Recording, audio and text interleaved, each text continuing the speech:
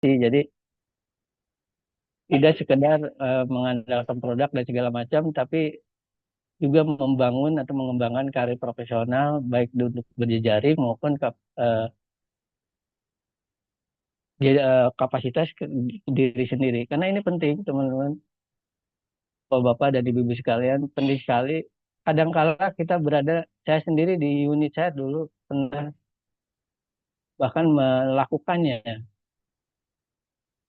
Saya selalu menantang teman-teman di unit, ketimbang kita menunggu dari atasan, lebih baik kita yang meraihnya. Salah satunya nih sertifikasi, publikasi, partisipasi di forum internasional. Jadi untuk pembinaan karir pribadi, selalu menyempatkan karir pribadi, meningkatkan kompetensi pribadi penting. Karena kadang-kala dari beberapa relasi saya di kemudian lembaga juga sama posisinya.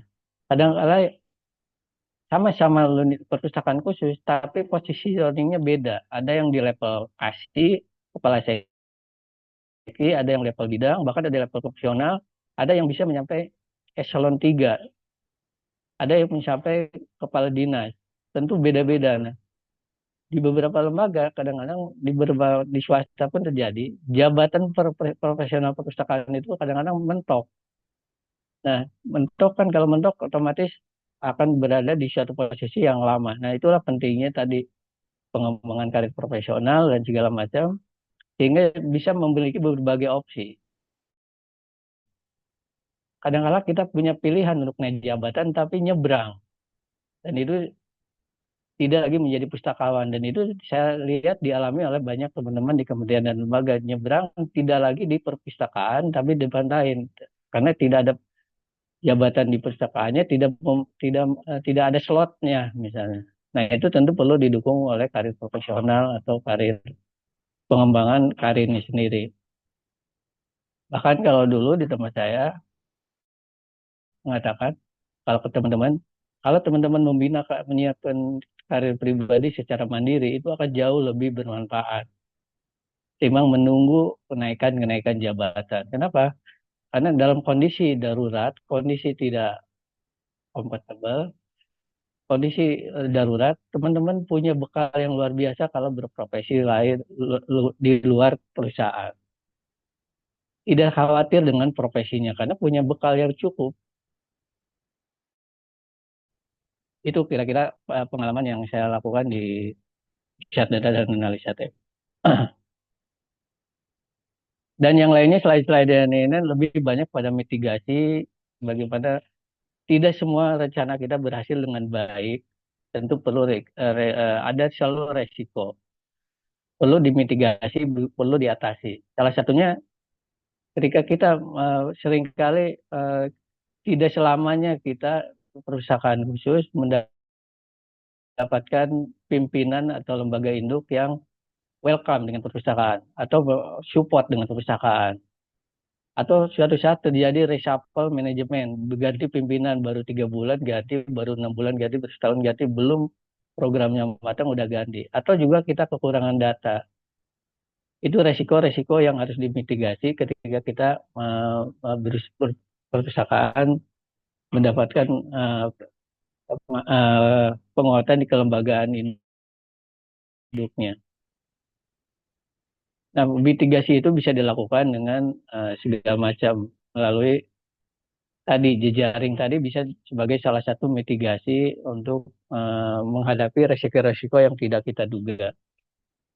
Lalu butuh risk management dalam setiap program. Selain tadi ada pergantian pimpinan, reshuffle, kekurangan data, pengurangan anggaran, tentu butuh risk management yang terencana dengan baik. Dan dari pengalaman, jejaring itu sesuatu yang luar biasa. Karena saya pengalaman persis dengan jejaring itu kebetulan saya di pusat risetnya seringkali saya terbantu dengan jejaring melalui yang jalur-jalur non formal ketika kita butuh data butuh informasi keluar itu adalah ternyata jaringan jejaring itu sangat mudah menembus formalitas misalnya saya butuh data tiba-tiba ada yang mau bantu di jejaring dari pihara mana tiba-tiba ada yang membantu dari jejaring dari perusahaan mana Itu sangat membuat kita sangat terbantu dengan jejaring. Hal yang terpenting juga bahwa semua itu harus jelas indikator pengukurannya. Itu penting karena yang didengar oleh, sekali lagi yang didengar pimpinan itu harus jelas betul dari pengalaman. Tadi setelah kita pemaparan stakeholder mappingnya, pimpinannya seperti apa, gaya bicaranya, gaya bahasa, gaya gaulnya. Itu penting menyodorkan contoh program dengan indeks keberhasilan yang jelas. Apa yang kita tuju, apa yang eh, kita inginkan dukungan kalau secara kelembagaan dari lembaga induk. Nah ini tadi tiba-tiba saja misalnya di kementerian lembaga ada kok setelah perencanaan sudah matang betul dan segala macam dari yang terjadi tahun 2024 seingat saya 2023 2024 tiba-tiba perencanaan itu buyar karena ada pemotongan anggaran sehingga itu dirasakan betul termasuk di kami target itu langsung diubah langsung rekalkulasi target. Nah, itu bagaimana cara mengatasinya itu penting karena bisa berpengaruh pada KPI tadi, bisa berpengaruh pada mental karyawan, pada mental staff dan segala macam, dan bisa berpengaruh terhadap janji-janji kita pada direksi pimpinan itu. Itu komunikasinya penting. Bila perlu, maka melakukan statement. Public statement bila perlu bahwa eh, berhubung pemangkasan anggaran bahwa kita perlu melakukan rekalkulasi target-target sehingga tidak ditagih gitu. Penting selalu mengkomunikasikan ini kepada stakeholder kita di internal maupun eksternal. Itu saja materinya dari Kak. Mudah-mudahan tadi bisa menstimuli eh, sharing pengalamannya bisa menstimuli teman-teman atau bapak-bapak ibu semua. Silahkan kalau ada yang mau didiskusikan. Terima kasih, selamat siang. Assalamualaikum warahmatullahi wabarakatuh. Waalaikumsalam warahmatullahi wabarakatuh. Terima kasih Pak Priyatna, luar biasa. Bu Lira, apakah tadi ada sesi elaborasi begitu ya? Apakah kiranya eh, bisa sekarang gitu Bu atau bagaimana? Iya, sambil kita tanya jawab aja, Mbak Oke, Rizka. baik. Oke, baik kalau begitu. Baik, Bapak Ibu tadi sudah disampaikan dua materi yang sangat luar biasa begitu dan saya juga bukan dari perpustakaan khusus, tapi saya dari perpustakaan perguruan tinggi, tapi rasanya hal-hal yang disampaikan oleh Bu Lira dan juga Pak Priyatna ini sangat menginspirasi sekali dan pastinya rasanya sangat relevan untuk kita sebagai pengelola perpustakaan gitu. Baik, Bapak Ibu silakan apabila ada pertanyaan jangan ragu-ragu untuk langsung disampaikan saja, bisa melalui kolom chat ataupun bisa langsung menggunakan fitur raise hand begitu. Jadi silakan saja apabila ada pertanyaan atau mungkin ada sharing begitu ya yang ingin didiskusikan oleh kedua narasumber kita hari ini, sangat dipersilakan sekali Bapak Ibu karena sayang sekali ada kesempatan yang luar biasa ini jika tidak digunakan dengan baik begitu. Jadi silakan Bapak Ibu apabila ada pertanyaan ataupun ada sharing yang ingin didiskusikan bisa langsung melalui kolom chat atau bisa langsung menggunakan fitur raise hand gitu.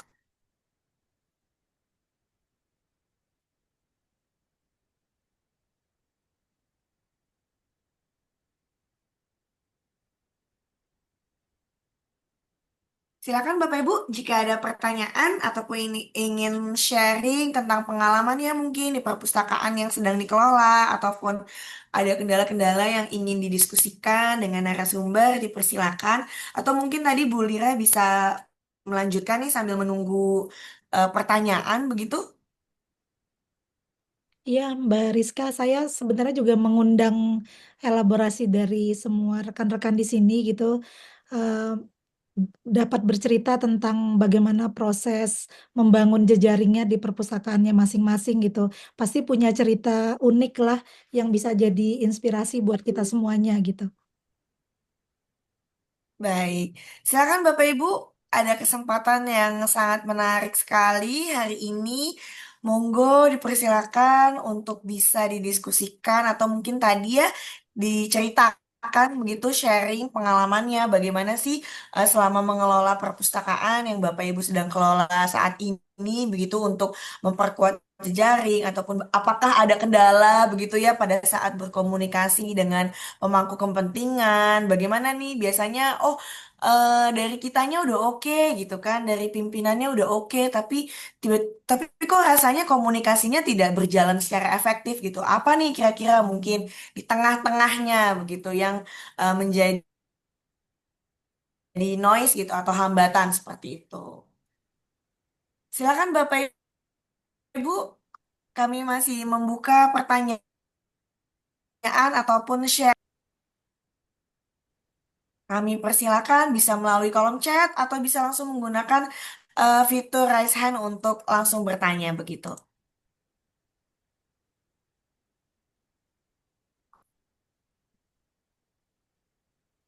Sepertinya udah jelas atau ada malu-malu nih untuk bertanya begitu.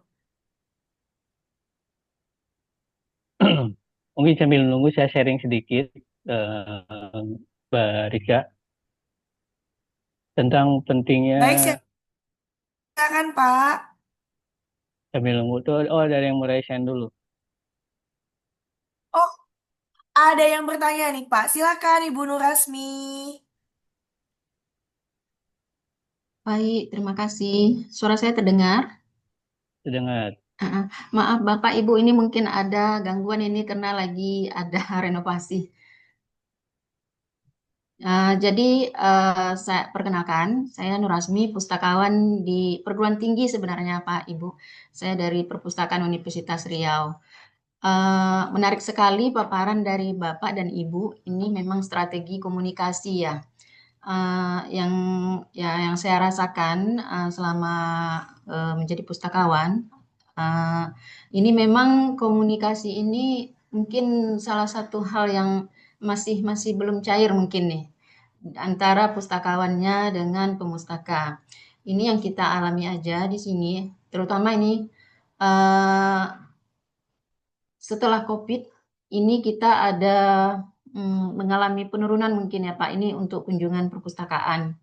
Mungkin kalau di sebelum COVID ini, kalau dari hasil evaluasi kita sebelum COVID ini terjadi nih penurunan yang cukup signifikan dari kunjungan fisik ya, kunjungan fisik dari pemustaka. Uh, Sementara di kitanya ini kita sudah berupaya untuk melakukan ekspansi atau apa pembaruan-pembaruan. Nah, seperti kalau kami di Perpustakaan Presiden ini sudah mengadakan juga podcast di perpustakaan kami. Terus dari tahun 2003 kami baru mulai Pak, dari 2003 kami melakukan pemilihan duta perpustakaan. Ini kami mengambil dari mahasiswa dan kemarin juga kita juga sudah mengambil. Cuman ya itu kita lihat statistik untuk kunjungan fisik ini masih belum signifikan ini untuk melakukan apa namanya tuh lebih lebih memasyarakat lah perpustakaan ini di hati pemustaka kami. Uh, jadi mungkin apalah kira-kira yang harus kita lakukan atau apa kira-kira ini permasalahan kami. Kalau untuk komunikasi kami sudah berusaha untuk mendekatkan perpustakaan ini dengan pemustakanya. Kami sudah berusaha untuk melibatkan pemustakanya, contohnya dengan duta-duta itu tadi. Kami melakukan kegiatan itu, kami dibantu oleh duta, baik duta perpustakaan maupun duta universitas. Dan belakangan ini juga kami aktif untuk melakukan literasi informasi, juga menjaring itu pemustaka-pemustakanya. Tapi seperti belum belum signifikan. Mungkin adalah lagi trik-triknya yang mungkin bisa lebih lebih mungkin lebih menarik bagi pemustaka kami di perguruan tinggi. Nah, yang kedua itu tadi dengan pemustaka internal. Yang kedua untuk jejaring, kami ya sudah dari beberapa tahun yang lalu mungkin ya sudah di atas 10-an tahun juga itu melakukan kerjasama baik itu dengan perguruan tinggi di sekitar Riau ataupun dengan luar Riau. Cuman untuk aksi nyatanya dari hasil MOU itu belum nampak ini Bu. Baru ya sebatas MOU aja. Mungkin kebanyakan kan dari pihak-pihak yang menjalin kerjasama mungkin karena keperluan untuk akreditasi biasanya. dari apa akreditasi perpustakaannya, jadi mereka menjalin kerjasama gitu. Cuman untuk aksi-aksi nyatanya sejauh ini belum. Jadi kira-kira apa ya yang perlu kami lakukan ini untuk meningkatkan nilai dari berjejaring tersebut. Itu saja mungkin Bapak dan Ibu. Kami tunggu arahan dan masukannya. Terima kasih. Assalamualaikum warahmatullahi wabarakatuh. Waalaikumsalam warahmatullahi wabarakatuh. Terima kasih Bu Nur Rasmi. Silakan Bapak Ibu untuk bisa langsung dijawab. Siapa dulu? Mas Priyatna dulu. Boleh, silakan. Siapa dulu mau Pak Priyatna dulu atau Ibu Lira dulu silakan. Boleh kalau saya dulu boleh Mbak Rizka. Boleh, boleh silakan Bu Lira silakan. Oh, oh Rasmi, iya, ya silakan Bu Galira. salam kenal Bu Nur Rasmi. Ini karena perguruan tinggi ya Bu. Eh, Mungkin saya mau satu klarifikasi dulu Bu. Artinya kan tadi kunjungan secara fisik berkurang ya Bu, apalagi Ya, semenjak COVID gitu. Artinya apakah ada mekanisme buat peminjaman secara online atau digital gitu Bu? Sebenarnya gitu? kalau kita mix memang Bu ya, Ya. peminjaman online dari koleksi digital kita ada. Terus kalau yang untuk peminjaman fisik itu kita juga ada yang online-nya untuk pemesanan. Nanti kalau ada yang close access juga dipesan, dicarikan sama petugas, terus mereka jemput ke Iya, perpustakaan. Jadi kita mix iya. konvensionalnya ada dan secara online-nya juga ada. Iya Bu, kalau saya mungkin melihat itu harus dipertimbangkan juga ya Bu. Mungkin kalau kunjungan fisik berkurang, tapi sebenarnya secara online atau digital itu sudah berjalan gitu. Ada prosesnya gitu. Jadi menurut saya itu harus diperhitungkan juga. Tapi kalau memang eh, kunjungan fisik menjadi satu indikator penting gitu ya Bu, menurut Bu Nur Rasmi sama rekan-rekan di UNRI gitu, bagaimana pokoknya ada kebutuhan atau ada indikator yang memastikan bahwa mahasiswa harus lebih banyak lagi datang, apalagi setelah COVID itu. Saran saya, Bu, karena dalam konteks hari ini kita berbicara tentang jejaring gitu, Bu, kan satu satu stakeholder yang harus Ibu perhatikan juga adalah dosen, Bu, karena ini perguruan tinggi. Mungkin harus ada diskusi ulang, Bu, dengan rekan-rekan dosen gitu, bagaimana membawa mahasiswa untuk datang ke perpustakaan. Karena dalam bayangan saya gitu ya, Bu, kalau perguruan tinggi harusnya dengan tugas-tugas dan dengan kebutuhan literatur mereka, mungkin ini butuh endorsement gitu ya Bu dari dosen gitu untuk membawa mereka ke perpustakaan UNRI gitu. Itu satu Bu. Yang kedua, eh, saya nggak tahu Bu, mungkin memang sudah ada atau bagaimana gitu. Patut karena kan kita sepakat ya Bu, perpustakaan itu adalah kerja kreatif juga gitu ya. Artinya kita terus harus cari jalan gimana nih membuat perpustakaan ini bermanfaat gitu ya. Salah satu indikatornya adalah membuat orang berkunjung lebih banyak gitu. Eh, apakah sudah dicoba Bu mungkin kegiatan-kegiatan eh, yang bisa membawa atau memantik kawan-kawan mahasiswa datang ke perpustakaan bukan sekedar misalnya untuk membaca, bukan sekedar untuk mengerjakan tugas gitu Bu.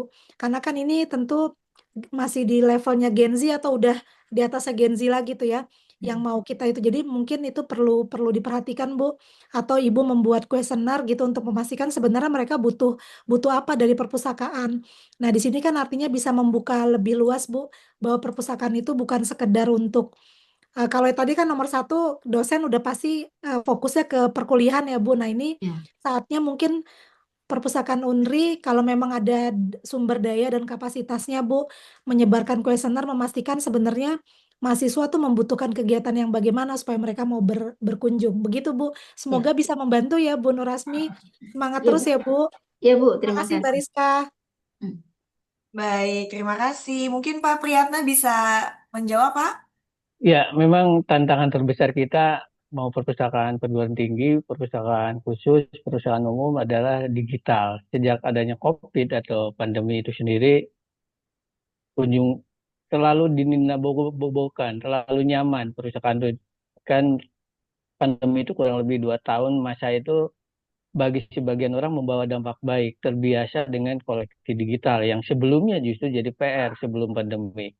Ini jadi PR. Sementara KPI perpustakaan adalah jumlah kunjungan fisik. Nah, ini pun terjadi di berbagai perpustakaan khusus. Memang perlu satu pembicaraan tersendiri bahwa bagaimana KPI itu bisa lebih fleksibel gitu. Bahkan di tempat saya dulu tahun 2006 saya masih ingat ketika ada Raker Renstra, perpustakaan kami ada 4 lantai, 4 gedung waktu itu. Ketika pandemi 2000, setelah pandemi 2000, sebelum pandemi, bahkan kalau di tempat saya sebelum pandemi, karena tadi perpustakaan harus jadi profit center dalam Rensa, dalam sudut rapat, saya bahkan membuat perencanaan yang membuat bengong direksi. Kenapa? Saya bilang waktu itu sekitar bulan Oktober, saya bilang nanti dalam 3 tahun saya jamin pengunjung perpustakaan nggak ada secara fisik, saya bilang. Tapi pemanfaatan buku akan naik ribuan kali, saya bilang. Ya, artinya saya merencanakan program digitalisasi. Dan itu bisa diterima di swasta, karena sekali lagi yang dihitung di swasta itu kan adalah efisiensi, angka, profit, dan segala macam. Nah, tentu ini beda dengan di swasta, dengan di kementerian atau lembaga atau perguruan tinggi. Tapi tentu ini sesuatu saya yakin bisa dipastikan lembaga induknya soal KPI ini, karena ini bukannya PR Bu Nur Rahmi sendiri. Ini dari cerita-cerita di grup pun dialami, kunjungan perpustakaan itu sangat signifikan turunnya.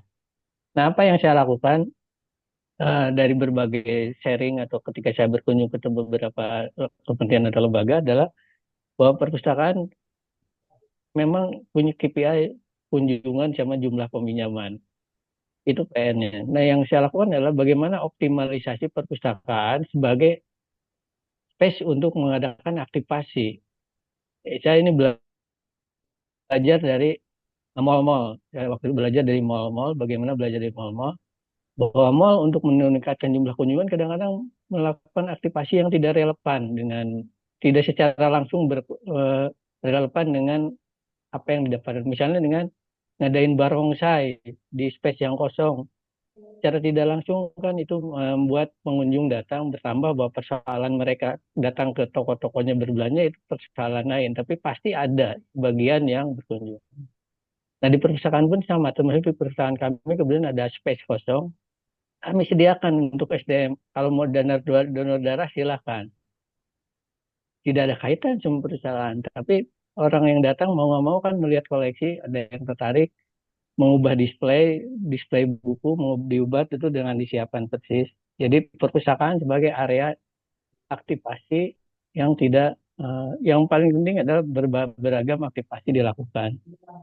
Yang kedua, seringkali tadi datangan kita adalah digital.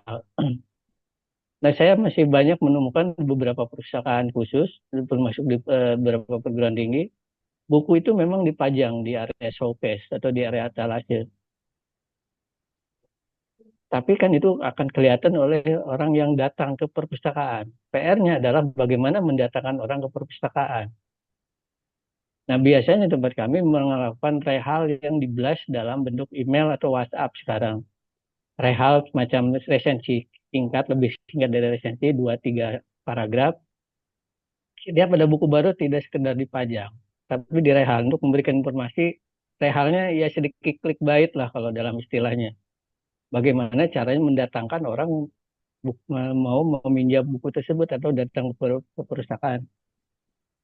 Itu yang ketiga, ada beberapa aktivasi yang dilakukan, yaitu merehalkan. Kadang-kadang perpustakaan itu melanggan beragam jurnal yang bagus-bagus, melanggan koleksi-koleksi majalah luar negeri yang bagus-bagus. Tapi kan siapa yang punya banyak waktu untuk membacanya? Nah, kadang-kadang kita melakukan semacam resensi artikel singkat, bahwa di Time atau Newsweek ada artikel ini yang relate dengan peristiwanya. Ada apa saja sih? Semacam summary dari yang di-linkkan, sehingga dan itu tidak, koleksi aslinya tidak dilayangkan di digital di perpustakaan, sehingga memaksa orang penasaran datang ke perpustakaan. Persoalannya nanti minjam atau enggak itu persoalan lain. Sekali lagi yang penting PR-nya kan mendatangkan orang ke perpustakaan gitu PR. Yang keempat yang dilakukan adalah juga waktu itu dengan melakukan semacam gimmick-gimmick yang dilakukan itu. Misalnya lomba resensi, bahwa sekali lagi jumlah kunjungan kan kadang-kala KPI-nya jumlah kunjungan sekedar angka yang tidak seringkali tidak terlalu lengkap, bahwa dia ngapa berkunjung apa ke sana, kan yang penting jumlah kunjungan dulu lah. Nah, dengan adanya lomba resensi dengan gimmick-gimmick biasanya mereka membawa supporter-supporternya, orang-orang yang peserta itu membawa supporternya, itu juga menimbulkan orang datang ke perusahaan. Itu sih sekedar pengalaman PR menjawab salah satu PR perpustakaan, mendatangkan orang ke perpustakaan, bahwa perpustakaan berkunjung atau enggak itu adalah bagian dari upaya-upayanya. Itu aja sharingnya, terima kasih. Baik, terima kasih Pak Priyatna. Bagaimana Bu Nur Rasmi? Apakah sudah cukup? Mbak Rizka, tadi Oke, pertanyaan keduanya belum terjawab loh Mbak, ternyata tentang MOU. iya, Coba gimana Bu? betul-betul. Berarti Iya, ada satu Jejaring. lagi yang MOU, betul. iya, Bu Nur Rasmi memang eh, itu kayaknya memang jadi sudah menjadi kebiasaan tuh Bu, kita punya MOU gampang sekali gitu, apalagi kalau MOU-nya tuh bersifat umum ya, artinya nggak ada kegiatan spesifik yang akan dilakukan berdasarkan MOU tersebut. Nah kalau tadi Bu Nur Asmi bilang itu bagaimana ya bisa mengaktifkan dari MOU itu, saya rasa yang paling bisa kita lakukan dengan mudah adalah melakukan kegiatan bersama Bu, antara perpustakaan UNRI dengan perpustakaan-perpustakaan tadi yang Ibu sudah melakukan MOU, Bu. Kegiatan bersama itu mungkin ya saya nggak tahu Bu bunyi MOU-nya bagaimana, apakah misalnya mempunyai katalog bersama gitu ya, atau apa gitu. Tapi bayangan saya Bu, MOU itu sebenarnya apalagi ini perpustakaan perguruan tinggi, saya rasa butuh banyak kegiatan yang banyak gitu, yang bisa memberikan pengetahuan, pengalaman bagi mahasiswa dan dosen-dosen. Jadi bisa dilakukan kegiatan bersama. Begitu Mbak Rizka dari saya. Semoga menjawab. Baik, terima kasih Bu Lira. Mungkin Pak Priyatna ada Ya, tambahan Pak? kebetulan saya juga sebagai dosen eh, kurang lebih sebulan lalu diminta di tempat saya ngajar, diminta untuk membuat MOU dengan di tempat saya kerja di Tempo waktu itu ya. Nah, walaupun saya sudah nggak di sana, saya tanya kenapa masalahnya. Oh, ternyata saya bertahu bahwa yang namanya lembaga itu juga butuh, salah satu kinerjanya adalah MOU atau kerjasama. Ternyata setelah saya, betul seperti Bu Barika tadi sampaikan, bahwa MOU itu bersifat umum. Justru keumuman itulah yang bagi instansi menyulitkan. Dan kadang bahkan ketika saya menyampaikan, bisa nggak MOU ini dengan Tempo? Oh, nggak bisa, tegas orang SDM-nya. Kenapa saya bilang nggak bisa? Ya seringkali kalau MOU gini nggak jelas, tapi nanti yang dituntut perusahaannya harus menyediakan slot untuk magang misalnya. Padahal di sananya nggak jelas, nggak ada. Nah, mungkin memang saya nggak tahu apakah MOU itu bisa lebih spesifik eh, atau memang karakternya umum. Nah, salah satu karakter MOU yang umum itulah yang sebetulnya juga menyulitkan untuk melakukan MOU dengan partner, karena sangat umum seringkali dari pengalaman partnernya ya, dalam ini institusi atau perusahaan awas-was dengan tuntutan kerjasamanya. Seperti tadi pengalaman saya di Tempo, ternyata kenapa orang SDM Tempo nggak mau melakukan MOU lagi dengan partner? Karena tadi tiba-tiba saja ada MOU-nya loh untuk magang, padahal tidak diteruskan. Padahal yang diperlukan bagi yang namanya institusi atau perusahaan-perusahaan yang diajak MOU itu adalah kejelasan. Mau apa ini dan kapan? Nah, itu. Jadi kalau saya nggak tahu apakah ini melanggar soal MOU yang isinya harusnya umum, lebih dibuat lebih spesifik sehingga lebih jelas apa yang dilakukan partner atau partner kerjasama, apa yang sudah dilakukan dan kapan dan berapa kuantitinya, dan itu penting karena ketika MOU itu dilakukan dengan swasta itu tuh KPI swasta itu selalu kuantitatif, dari pengalaman saya selalu kuantitatif, jadi nggak cukup MOU umum, karena MOU umum dari pengalaman saya sendiri seringkali sekedar di atas kertas nantinya itu, karena kan MOU harus didukung oleh perjanjian kerjasama lagi, SPK dan segala macam. Ya jadi itu apa saya percaya sih mungkin MOU-nya yang harus lebih jelas sehingga partner lebih paham dengan konsekuensi menandatangani MOU. Karena kalau di swasta itu dikejar MOU yang dari perguruan tinggi bagaimana dan segala macam. Itu itu Bunda Rahmi. Makasih.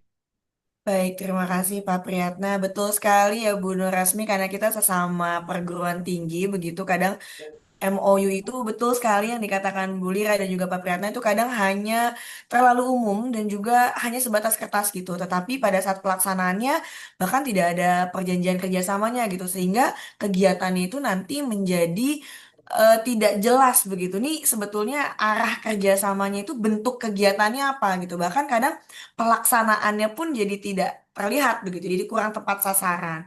Ada lagi mungkin Bu Nur Rasmi, apakah sudah cukup? Cukup. Terima kasih banyak Bapak, Ibu. Baik, sama-sama Ibu, terima kasih banyak. Mungkin Bapak Ibu lainnya ada yang ingin ditanyakan lagi ataupun ingin melakukan sharing-sharing, begitu bagaimana pengalamannya pada saat mengelola perpustakaannya, kemudian apakah ada kendala dari mulai berjejaring, berkolaborasi, baik dari internal ataupun eksternal, begitu. Silakan Bapak Ibu.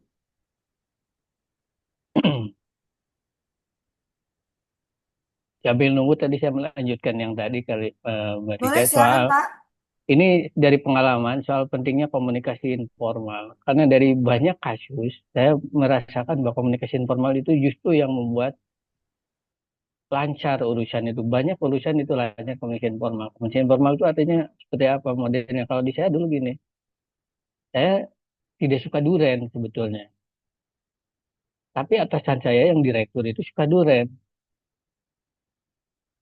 Nah, akhirnya saya coba bagaimana cara mencari jalan untuk berkomunikasi dengan direksi. Ya, saya mau nggak mau ya makan duren. Misalnya. Ikutan, yuk makan durian. Dan dari situlah justru obrolan-obrolan itu lebih cair, lebih masuk ke pemikiran dari direksinya. Kadang-kadang kalau di dalam forum-forum resmi itu lebih sulit karena dia kan menyandang jabatan. Menyandang jabatan artinya dia lebih bicara lebih berhati-hati ya, namanya pimpinan atau lembaga itu lebih hati-hati, lebih memiliki konsekuensi. Tapi ketika diajak bicara, apa yang disampaikan di forum resmi ternyata lebih mudah, lebih cair disampaikan di forum tidak resmi. Nggak mau saya harus mundur ya. Ketika itu satu pengalaman. Pengalaman kedua adalah saya kebetulan dulu pernah ada masa bertahun-tahun membuatkan presentasi untuk direksi. Ada satu direksi baru yang sangat ketat sekali, sangat caklek, kalau ukurannya angka, tapi dia punya kelemahan. Kelemahannya itu dia susah bikin presentasi. Nah, dalam satu waktu saya melalui sekretarisnya, saya mencoba berkomunikasi. Sebenarnya ada agenda apa saja sih. Dalam forum-forum tertentu, kadang-kadang dari belakang atau dari musola, kadang-kadang saya menawarkan. Kalau perlu dibantu presentasinya boleh Mas nanti. Dan kalau di Tempo kan nyebutnya Mas sama Mbak. Dia sangat sangat welcome ternyata. Setelah beberapa kali, tentu tidak sekali dua kali langsung saya bisa cair komunikasi. Setelah beberapa kali, akhirnya dia sendiri yang setelah beberapa bulan dia sendiri yang menanyakan, Pri, bagaimana dengan program itu udah jalan? Dulu yang disampaikan, nah ternyata dia sendiri yang punya. Setelah dia merasa apa yang kemauannya terpenuhi lah kira-kira.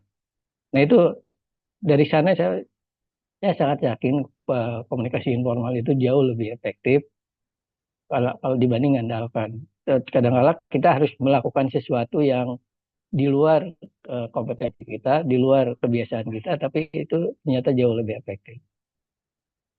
Itu Mbak Risa. Baik, terima kasih Pak Priyatna. Bagaimana Bapak Ibu? Ada yang masih ingin ditanyakan?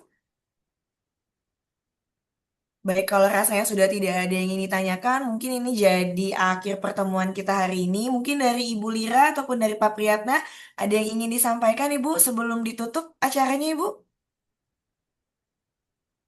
Ya, Mbak Rizka, Mas Priyatna, dan rekan-rekan semuanya mungkin sebagai penutup saja gitu ya.